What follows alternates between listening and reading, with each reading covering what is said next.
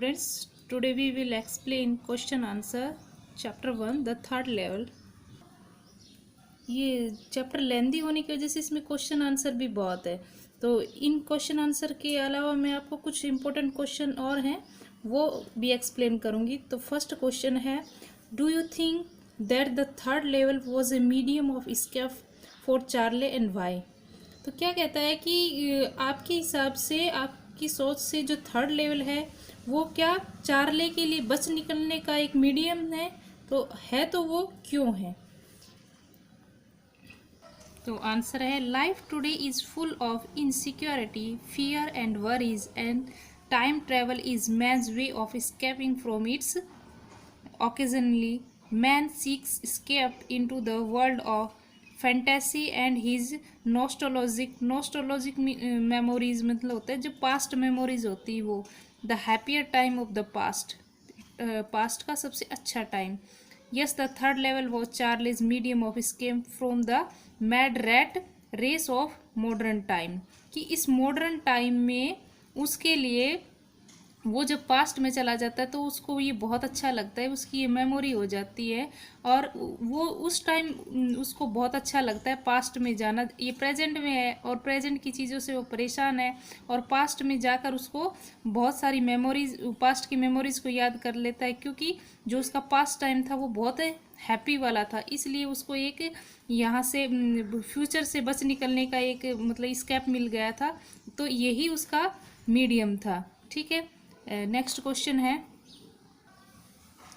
What do you inferior from Sam's letter to Charley. Sam का Charley को letter क्या consider करता है, क्या इन्फर करता है। इन्फर मीन्स होता है क्या रीजन देता है। देखिए, Sam's letter shows man's pining means होता है अटैच, किसी चीज़ के साथ attach, for the simple less harshing and a happier era. He too had found respite। respite means होता है किसी चीज़ से उसको टाइम मिल जाना, मोहलत मिल जाना, इंग्लिश में कहेंगे तो रिलीफ मिल जाना, from the hurry and worry of modern life in time travel. Sam had learn to transport himself into the time period of his ancestor means होता है पूर्वज, whose quality of life he considered was better than their present existence. तो इस letter में दिखाता है कि किस तरह से इसको थर्ड लेवल पे पहुंचने के लिए इस मॉडर्न लाइफ में जब वो रह रहा है, वो इस मॉडर्न लाइफ से छुटकारा पाना चाहता है, क्योंकि इस लाइफ में बहुत ज़्यादा उसको जल्दबाजी रहती है और बहुत ज़्यादा प्रॉब्लम है, बहुत ज़्यादा चिंताएं हैं। ठीक है, थर्ड है, the modern world is full of insecurity, fear, war, worries and stress. What are the ways in which the attempt to overcome them. कि जो मॉडर्न वर्ल्ड है पूरा इनसिक्योरिटी है और हमेशा फियर और वॉर, वरीज और स्ट्रेस रहता है। तो what are the ways in which attempt to overcome them. तो कौन कौन से वेज हैं उसके लिए। Man often creates in his fantasy a world which is somewhere between his desire and reality, and often seeks respite by transporting himself to it mentally। Paragraph change होता है, time travel is another way of overcoming stress. We travel back in time to the past which we believe was a quieter and happier era। फिर से दिया गया है, nostalgic memories too are often a way of escape from the harshing present. ये बहुत सारे question ऐसे ही हैं जो आंसर तो सेम है लेकिन क्वेश्चन घुमा फिरा के देते हैं। बोर्ड एग्जाम में भी काफ़ी बार ऐसा ही होता है कि आंसर वही होता है और लेकिन क्वेश्चन थोड़ा घुमा हुआ होता है, जिससे आपको डरने की कोई ज़रूरत नहीं है, आंसर उनका लगभग सेम ही होता है। ठीक है, तो इस क्वेश्चन में कहता है कि जो मैन की जो डिज़ायर है और रियलिटी है वो कभी भी transporting himself to the mentally, हमें इस तरह से मेंटली प्रिपेयर करती है, और टाइम ट्रेवल है वो इसका दूसरा रास्ता है, ओवरकमिंग स्ट्रेस। और अगर हम we travel back in time past, अगर हम पास्ट में ट्रैवल करते हैं तो हमें बहुत शांत होता है ना, हम काफ़ी बार अपने जो चाइल्डहुड की बातें हैं वो याद करते तो बहुत ही पीस और हैप्पी, हमें पीसफुल फील कराती है और बहुत हैप्पी फील कराती है। जो अब प्रेजेंट में हम हार्श सिचुएशन फेस कर रहे हैं उससे। Question number 4। अब देखिए, do you see an intersection of time and space in the story. तो इन द स्टोरी यहाँ पे ऐसे भी हो जाता है कि द थर्ड लेवल के स्टोरी का इंटरसेक्शन टाइम और स्पेस क्या है, कि आपने उसका क्या इंटरसेक्शन टाइम और उसका स्पेस क्या देखा इस स्टोरी में।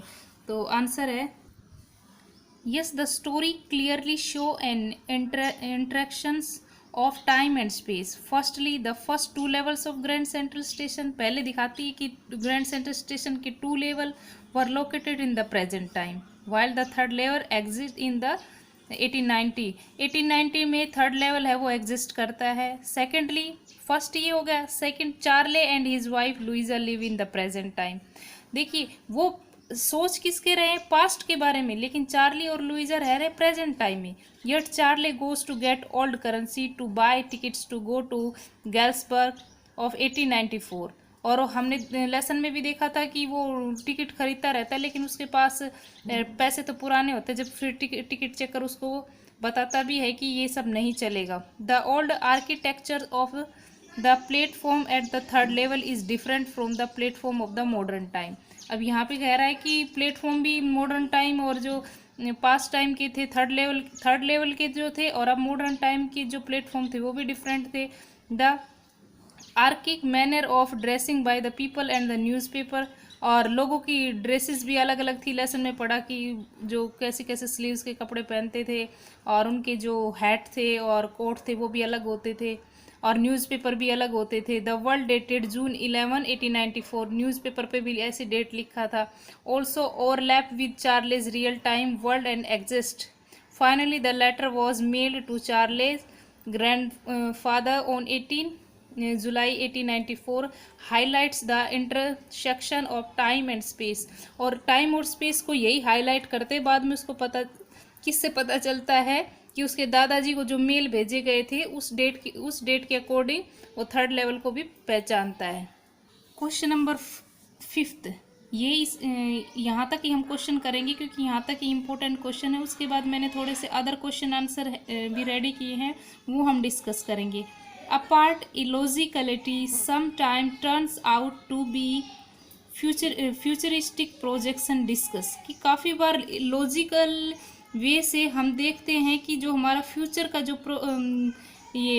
का जो प्रोजेक्शन है वो अलग हो जाता है, तो उस पे हमें डिस्कस करना है। It is true that apparent illogicality sometime turns out to be a futurist projection। काफ़ी बार हम होता है ना कि सोचते सोचते फ्यूचर में चले जाते हैं, सोचते सोचते पास्ट में चले जाते, तो यहाँ पे फ्यूचर का प्रोजेक्शन है। A good number of scientific invention sounded ridiculous and absurd till some brilliant minds give him a concrete shape, कि ये हमारे कैसा शेप देते हैं, कंक्रीट शेप देते हैं, जैसे सीमेंटेड शेप देते हैं। कि हम लोग काफ़ी बार कोई चीज़ सोचना चाहते हैं लेकिन हमारे माइंड में वो ब्रिलियंट आइडिया के साथ नहीं आती है, और हम कुछ चीज़ों की अड़चन हो जाती है। तो before the Wright brothers invented the first aeroplane nobody could have dare to believe that man could fly. ये जब दो ब्रदर्स ने, आप लोगों ने पहले स्टोरी पढ़ी होगी जो छोटे स्टैंडर्ड उसमें, कि दो भाइयों ने एरोप्लेन की इन्वेंशन की थी, तो कहते हैं कि पहले किसी भी इन्वेंशन को करने के लिए पहले उस पर बिलीव होना चाहिए और पहले उस पर काम करना होता है, उसकी इन्वेंशन करनी होती है, उसी के बाद वो चीज़ सक्सेस होती है। और अगर उन्होंने बिलीव रखा तो वो इस चीज़ को, उनका एरोप्लेन सक्सेस हुआ, वो एरोप्लेन फ्लाई कर पाया।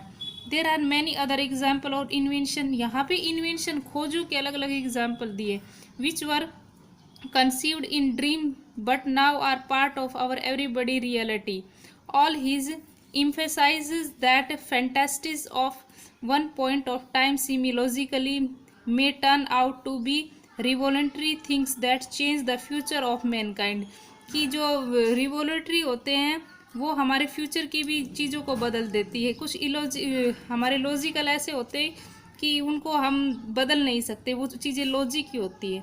It would not be far-fetched to think about railway station fitted with time machine devices from an era to another. It is just a matter of time. और जो बताता है कि railway station के ऊपर जो मशीनें होती हैं उनकी भी पहले इन्वेंशन की गई है और उसके बाद उनको अप्लाई किया गया है। और एक इसमें ये क्वेश्चन है, what does the third level refer to, जो हमने इसमें लेसन में भी किया था, तो वो भी बहुत इम्पोर्टेंट है। और एक क्वेश्चन ये है, how does Charley the narrator describe the third level at Grand Central Station, तो उसने कैसे उसको डिस्क्राइब किया था, उसका आंसर, तो इसका आंसर बताने की थर्ड लेवल है वो किस तरह से दिखता था। थर्ड लेवल में बहुत सारी चीज़ें थी वो डिफरेंट थी। जैसे कि यहाँ पे एक और क्वेश्चन है, who convinced Charley that he had reach the third level at Grand Central Station and not the second level. अब वो थर्ड लेवल जब सेकंड लेवल से थर्ड लेवल पर चला जाता है तो उसको कैसे, किन किन चीज़ों से पता चलता है कि वो सेकंड लेवल पे नहीं थर्ड लेवल पे है। तो द जनरेशन ले out of the third level was different from that the second level, किस तरह से डिफरेंट था। It has comparatively smaller room, second level के बजाय थर्ड लेवल के रूम थे वो स्मॉल थे। फ्यूअर टिकट विंडो भी कम थी एंड लेसर ट्रेन गेट्स, और ट्रेन गेट्स भी कम थे। The information booth in the centre was made of would, और इंफॉर्मेशन बूथ था वो सेंटर में था, जबकि सेकंड लेवल पे वो एक साइड में था और वो वुड का बना हुआ था तो पुराना लग रहा था and looked old. So Charlie was convince it was not the second level. अब चार्ले को इन सब चीज़ों को देख कर क्या लग रहा था कि हम सेकेंड लेवल पे नहीं हूँ, मैं थर्ड लेवल पे हूँ। उसके बाद ये है, how did Charlie often get lost on the grand Central station, काफ़ी बार चार्ले ग्रैंड सेंट्रल स्टेशन में खो जाता था। तो कैसे, the grand Central station was growing like a tree, ऐसा लग रहा था जैसे कि ट्री की तरह बढ़ रहा है। पुशिंग आउट एंडलेस, उसमें कॉरिडोर्स भी बहुत ज़्यादा थे। Doorways and stairs like root, the network of passage was so complicated that instead of reaching his destinations one did tend to move up and down to look for entries and exits. So Charlie often got lost the station, लेकिन वहाँ पे क्या होता था, entry कहीं से हो रही है और एग्जिट कहीं से हो रहा है, कहाँ का आदमी कहीं पे पहुँच जाता था, इसलिए चार्ले है वो थर्ड लेवल पे इस तरह से घूम रहा था, मतलब खो जाता था। फिर why did Charley suspect that Sam had gone to Galesburg, किस बात के लिए सस्पेंस हो गया था कि चार्ले, उसका जो सैम दोस्त है चार्ले का, वो कैसे गेल्सबर्ग चला गया। When Sam disappeared all of sudden have no new about his whereabouts, whereabouts means होता है जहाँ पे वो रह रहा है, वो ठिकाना, वो प्लेस, वो जगह जहाँ पे वो रह रहा है। Charley suspected he had gone to Galesburg as Sam was a city boy, और सैम एक सिटी बॉय था और like to Galesburg very much, और जब उसको ये चार्ले गेल्सबर्ग के बारे में बातें बताता तो उसको सुनना भी बहुत अच्छा लगता था। That Charley found an envelope made to Sam by his grandfather for his home in Galesburg and so it confirmed that Sam was indeed in Galesburg, और वो मेल जब उसको रिसीव हुआ तो उसको पता लगा है कि ये पक्का थर्ड लेवल पे गया होगा। What did Charlie learn about Sam from the stamp and coin store? क्या सीखा चार्ले ने अबाउट सैम की स्टैम्प्स और कॉइन स्टोर से। From the stamp and coin store Charley gets to know that Sam had bought old style currency worth $800. This money was sufficient to send him up in a little hay feed and grain business in Galesburg. उसने इतना पैसा ले लिया था कि वो अपना नया बिजनेस, जो उसका पहले ओल्ड बिजनेस था कि ग्रेन का, और उसको स्टार्ट करने के लिए इतना पैसा काफ़ी था। अब एक क्वेश्चन ये भी बन सकता है, what is the first day cover, तो हमने किया था कि at that time when a new stamp is issued stamp collector by some of them and use them in order to mail envelope to themselves and the postmark proves the date, that envelope is called the first day cover। ये हमने किया था lesson में, ठीक है।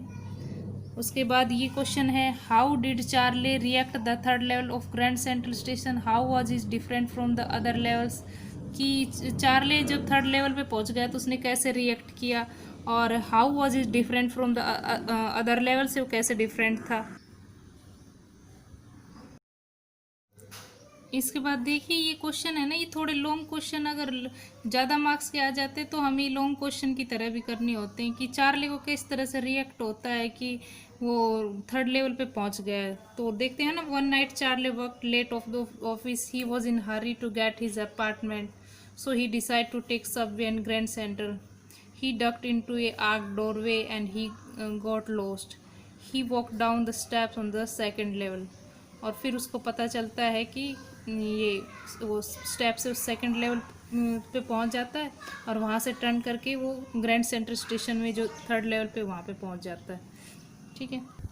फिर what made Charlie believe that the was actually standing at the third level, किन बातों से पता चलता है कि वो एक्चुअल में थर्ड लेवल पे खड़ा है, क्योंकि वो उसके जो डोर्स होते हैं वो भी डिफरेंट होते हैं, आर्क टाइप के डोर होते हैं और बहुत सारे कॉरिडोर होते हैं, इसलिए उसको, और विंडोज़ होती हैं वो टिकट विंडोज़ भी कम होती हैं।